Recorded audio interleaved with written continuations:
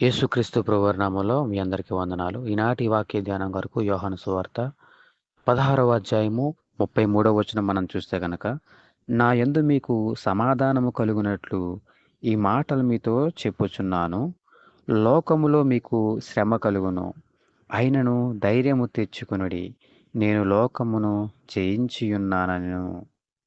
ఇక్కడ యేసుక్రీస్తు ప్రభువారు ఈ దినం మనతో మాట్లాడుతున్నది ఏంటయ్యా అంటే, లోకంలో మీకు శ్రమ కలుగుతుంది, అయినను మీరు ధైర్యము తెచ్చుకొనుడి అని చెప్పి ఆయన మాట్లాడుతూ ఉన్నారు. ఇక్కడ శ్రమ అనే పదము ఇంగ్లీష్‌లో డిస్ట్రెస్ అని రాయబడింది. అంటే దానికి అర్థము బాధ అని కూడా వస్తుంది. ఈ లోకంలో మనకి శ్రమ కలుగుతుంది. ఈ లోకంలో మనకి కష్టం వస్తుంది.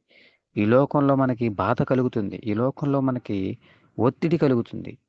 అయినను ధైర్యము తెచ్చుకొనుడి అని చెప్పి ఆయన మాట్లాడుతూ ఉన్నారు.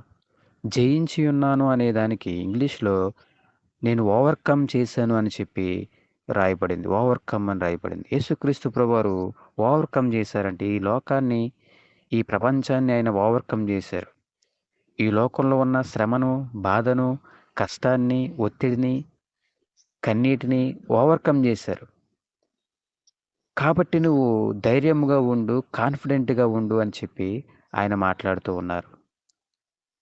దేవుని బిడ్డలమైన మనము జ్ఞాపకం ఉంచుకోవాల్సింది ఏంటంటే, ఈ లోకంలో మనకి కష్టం కలుగుతుంది, బాధలు వస్తాయి, శ్రమలు వస్తాయి.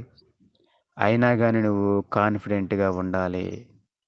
నువ్వు ధైర్యం తెచ్చుకోవాలి, ధైర్యంగా ఉండాలి. ఎందుకయ్యా అంటే, యేసుక్రీస్తు ప్రభువారు ఏ విధంగా అయితే ఓవర్‌కమ్ చేశారో, జయించారో, ఈనాడు నువ్వు కూడా జయించగలుగుతావు. నువ్వు కూడా ఓవర్‌కమ్ చేయగలుగుతావు కాబట్టి, నువ్వు ధైర్యం తెచ్చుకో అని చెప్పి ఆయన ఈ దినం మనతో మాట్లాడుతూ ఉన్నారు.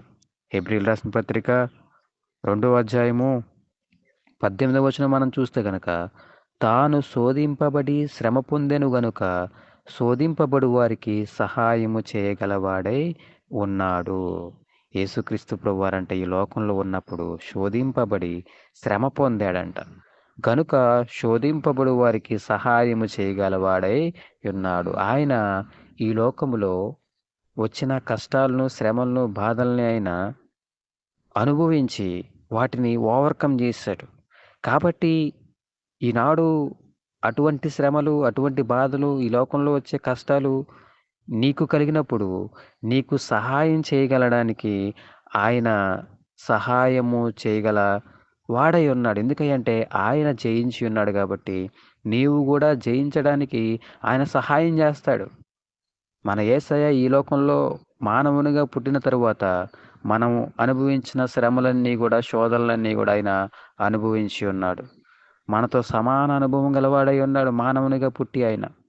కాబట్టి వాటిని ఎలా జయించాలో ఆయనకి ఎరిగిన వాడై ఉన్నాడాయన. అంతేకాదు మనకి సహాయము చేయగలవాడై ఉన్నాడు. కాబట్టి నీవు ధైర్యము తెచ్చుకో.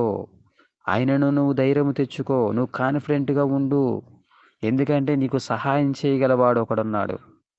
ఆయన అనుభవం లేనివాడేమీ కాదు. ఈ లోకంలో శ్రమను అనుభవించాడు, బాధను అనుభవించాడు, కన్నీటిని అనుభవించాడు, ఆకలి బాధలు అనుభవించాడాయన.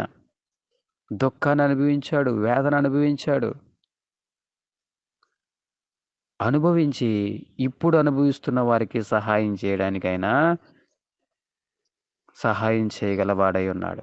కాబట్టి ఈనాడు నీవు ధైర్యము తెచ్చుకో అని చెప్పి మాట్లాడుతూ ఉన్నారు. నువ్వు అలసిపోవద్దు, విసిగిపోవద్దు అని చెప్పి హెబ్రీయులు రాసిన పత్రిక 12వ అధ్యాయం మనకి 3వ వచనంలో కనబడుతుంది. మీరు అలసట పడకయు మీ ప్రాణములు విసుకయు ఉండునట్లు పాపాత్ములు తనకు వ్యతిరేకముగా చేసిన తిరస్కారమంతయు ఓర్చుకొనిన ఆయనను తలంచుకునుడి.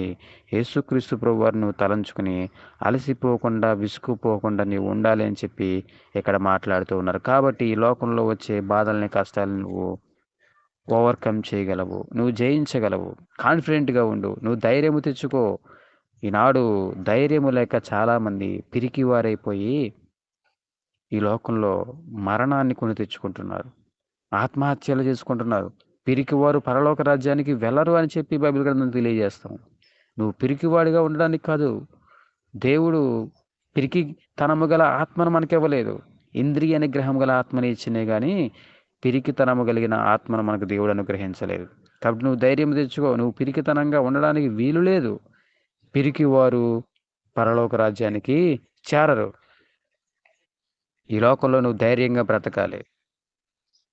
నీకు సహాయము ఉన్నది కాబట్టి, సహాయము చేయగలవాడున్నాడు కాబట్టి. కాబట్టి దేవుని బిడ్డలారా, మనకి ఒక సహాయము ఉన్నది. సహాయమునకు కర్త అయిన వాడు మనకి తోడుగా ఉంటాడు. ప్రకటన గ్రంథము 3వ అధ్యాయము 10వ వచనం మనం చూస్తే గనక, నీవు నా ఓర్పు విషయమైన వాక్యమును గైకొంటివి గనుక భూనివాసులను శోధించుటకు లోకమంతటి మీదకి రాబోవు శోధనా కాలములో నేను నిన్ను కాపాడెదను. ఇక్కడ మనకిస్తున్న వాగ్దానం ఏంటంటే, లోకమంతటి మీదకి రాబోతున్న శోధనా కాలంలో నేను కాపాడుతానని చెప్పి మాట్లాడుతూ ఉన్నారు.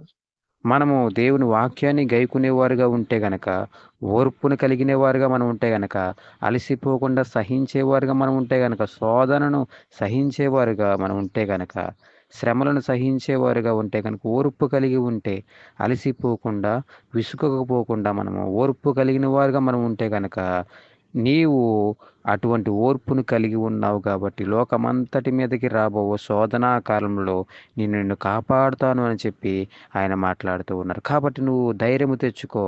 నేను లోకాన్ని జయించాను, నీవు కూడా జయించగలవు.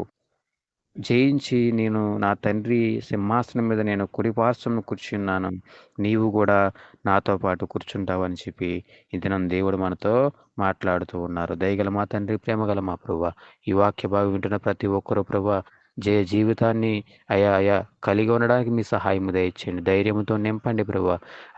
కాన్ఫిడెన్స్ కలిగి ప్రభువానైనా ఈ లోకంలో కలుగుతున్న శ్రమలను, బాధలను, దుఃఖాన్ని, వేదనను, అవమానాలను, నిందలను ప్రభువా భరించడానికి, మీ సహించడానికి, వాటిని జయించడానికి కృప దయచేయండి ప్రభువా. ప్రతి ఒక్కరికి జయ జీవితం దయచేసి ప్రభువా నీ చిత్తము చొప్పున జరిగించమని కోరుకునొచ్చు. ఈ చిన్న ప్రార్థన యేసు నామములో అడుగుచున్నాం మా పరమ తండ్రి. ఆమేన్.